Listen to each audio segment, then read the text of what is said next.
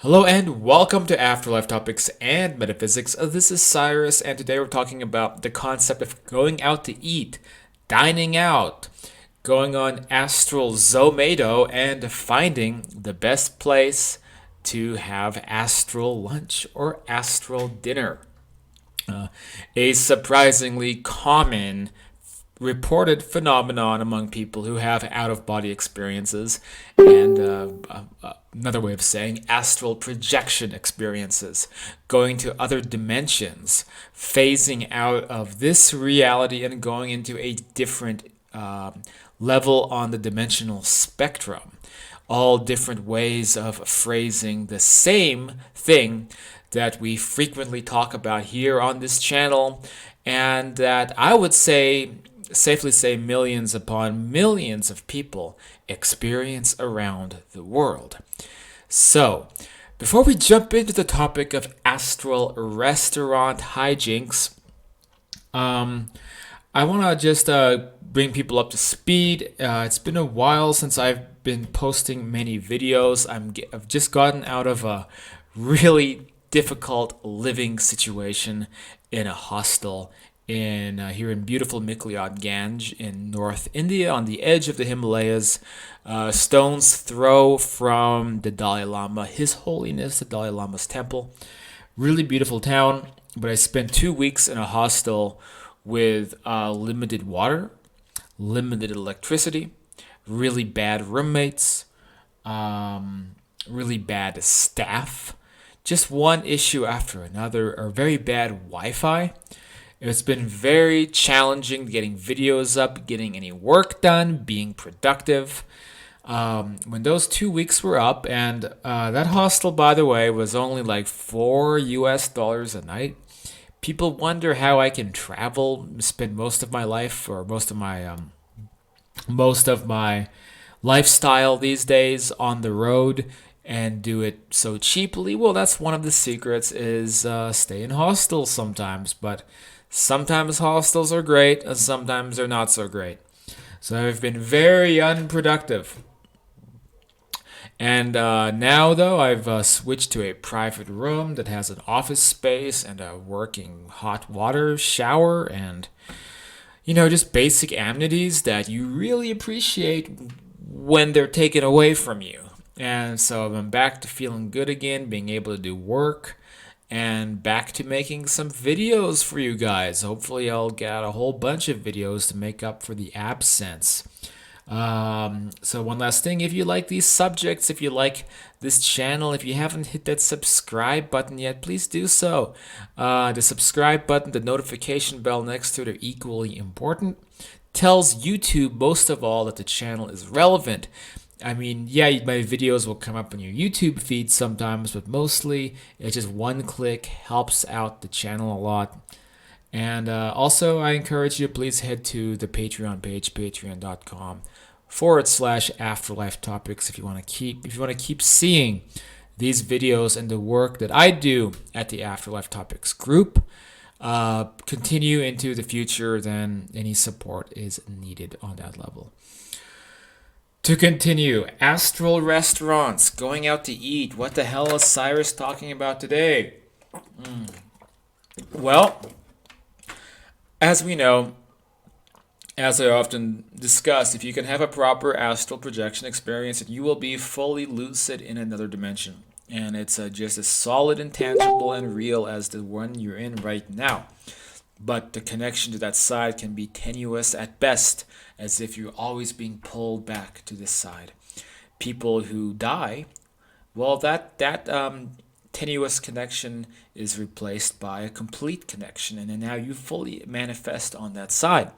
And you can fully interact and fully live in that world if you so choose.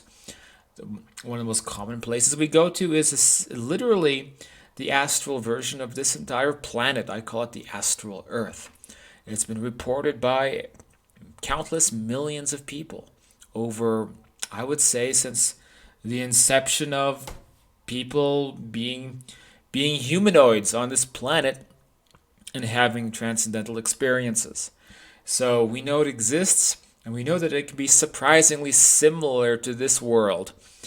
And that includes lifestyles. That includes restaurants. Now, we've talked before in past videos about the subject of eating. Eating food doesn't always work the same way it does here.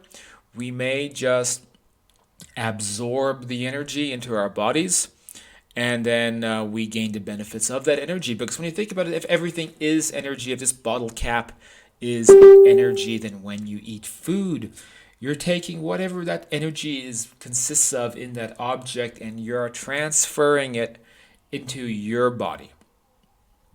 So the bottle cap, if you dumb enough to eat this, it's made of non-organic chemicals, which your body won't like very much, and you'll puke it up. But if you eat psilocybin mushrooms, then it's going to shoot you into some kind of bizarre transcendental experience, because the energy contained within that mushroom has that ability. So you will still gain the benefits of the energy of an item when you consume it in your astral form, but it doesn't mean you have to go to the bathroom afterwards, because the energy is just immediately transferred into your astral body. So as a result, people on the astral side still eat and enjoy eating the artistic process that comes with it.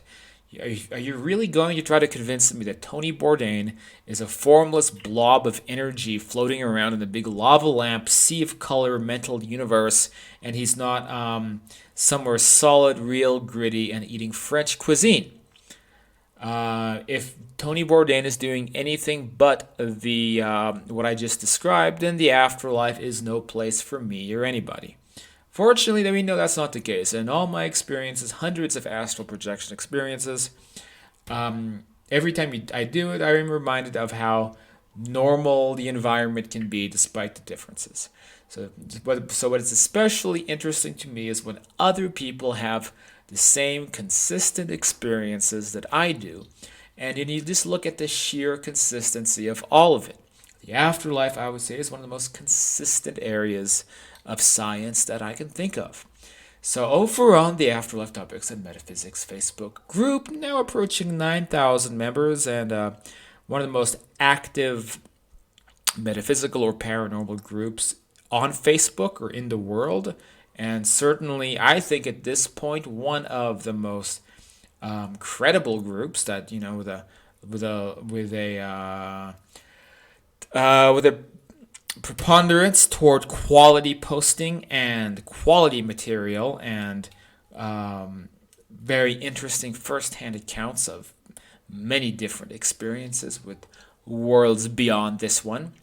We have one poster. I'm not going to mention her name because I don't really do that on here, but if you zoom in, you'll see what thread we're talking about. Was talking about the phenomenon of astral projecting into different environments and a restaurant that she frequents on that side. She said that when she last projected, she was somewhere like at a pool in a hotel. I've been in the same types of places. It was huge and fancy. I've been in the same types of places. And there's this waitress who shows up and asked her if she wanted sweet tea, chicken wings, and nachos, which kind of sounds like stoner cravings to me, but and so she somehow knew what I wanted. I didn't even have to look at the menu or anything, and didn't hear myself ask her. Well, that's because she was using telepathy. So she picked up your thoughts and knew what you wanted to order. Now that's customer service. You don't even have to worry about picking up the menu. They'll know what you want, because that's how we can communicate on the astral level. She came back with the sweet tea, and I asked her how much, and she didn't tell me, but said she'd be back with the wings and nachos. I was feeling this anxiety because I didn't know how I was going to pay for it. I was stressing, but I was figuring they'd charge it to my room, and my wallet must be up there, presuming that her astral parallel self was checked into this hotel, and she was projecting, tuned into her duplicate self who was having this experience. I'd gone to buffets and gotten food before on the other side. Sometimes I have money for it, and sometimes I wake up before I pay. But how do we break ourselves of the feeling the need to pay on the other side? Like maybe we're so used to it this side. This goes into the topic of Money, I talk about this in some other videos, but how money is used as like an IOU system in a sense. Usually it's more of a barter system that if you go to a venue and they're giving you a lot of value over a long period of time, then you should at some point think about how you can give value back to them. In this thread, I suggested to bring like a painting or something, create a piece of work you made that they can appreciate or the waitress can appreciate to show your appreciation for being served and appreciation for the cooks for creating all this food that's so great. And the poster goes on to talk about further experiences in this restaurant that she frequents. Sometimes I end up waking up after just a few bites of food. I can't seem to stay there long enough to finish a meal. I get disappointed because I'll have this huge plate of Chinese food, fried chicken, mashed potatoes, and baked mac and cheese when I go to these buffets. And I'll barely get back with my plate and start eating, and I'll end up back in my body again.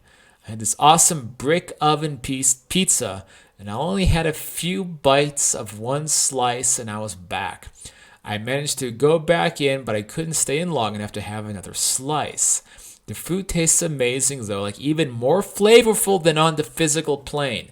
Say that to these people trying to say astral projection experiences are not in a real environment. We're just imagining what's happening to us. Yeah, I don't think so, because I've had the same experiences. Food tastes better on the astral plane.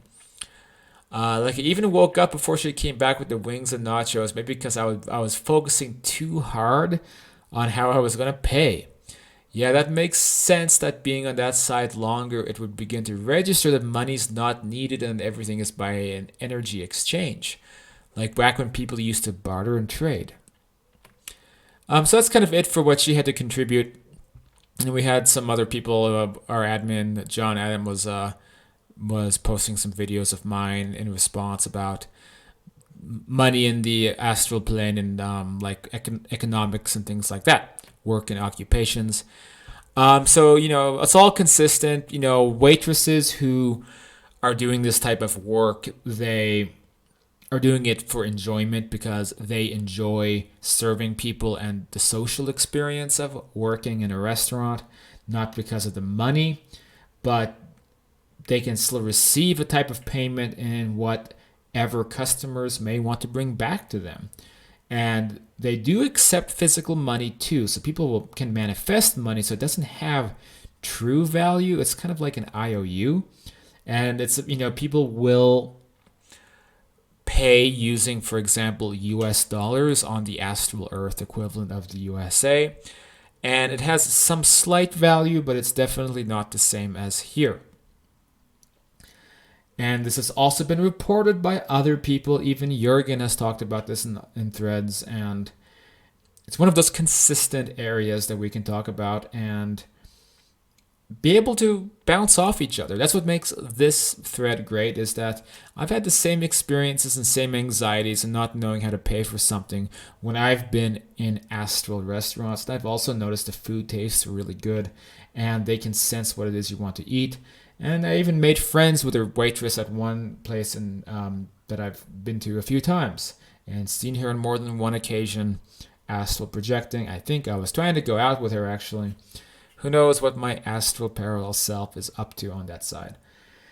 So I want to kind of close this off just by saying that there's a lot of people out there, and I'm dealing with some of them again, who watch these videos or posts sometimes. We're all entitled to our own opinions, and that's fine, but I'm also entitled to challenge the people who come along and have like no passion, spirit, imagination, and they think that the afterlife has to be this monolithic experience where you're some supreme consciousness entity existing as a formless orb of light or something, drifting around in a non-physical dimension where it's completely incompatible with being able to do things like go to restaurants, meet people, explore, have fun, eat, create, and enjoy human existence. And to those people, I would say you're really missing out. You're telling me you don't want to have like delicious chicken wings made without having to kill an animal, mind you. All kinds of delicious food you can enjoy and artistically create and enjoy with each other. be able to meet people, explore, and do all types of amazing things that could be waiting for us on the other side.